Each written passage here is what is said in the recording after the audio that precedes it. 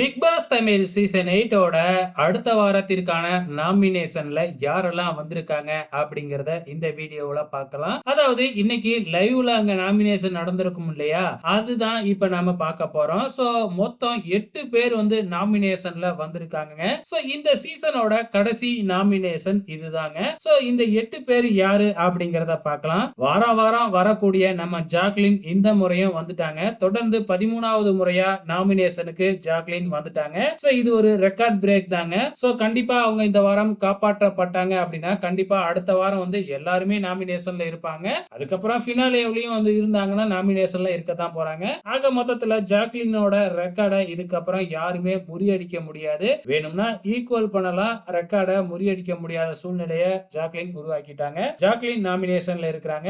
அதுக்கு அடுத்ததா மஞ்சரி, அருண் பிரசாத், விஜய், விஷால், ராணவ், ரியான், தீபக், பவித்ரா இவங்க எல்லாருமே நாமினேஷன்ல இருக்கிறாங்க.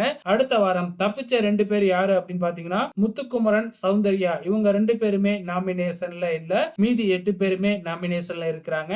இப்ப இதுல இருந்து யாரு எலிமினேட் ஆவாங்க? கண்டிப்பா அடுத்த வாரமும் டபுள் எவிக்ஷனா இருக்கிறதுக்கு தான் அதிகப்படியான சான்சஸ் இருக்கு. வெயிட் பண்ணி பார்க்கலாம்.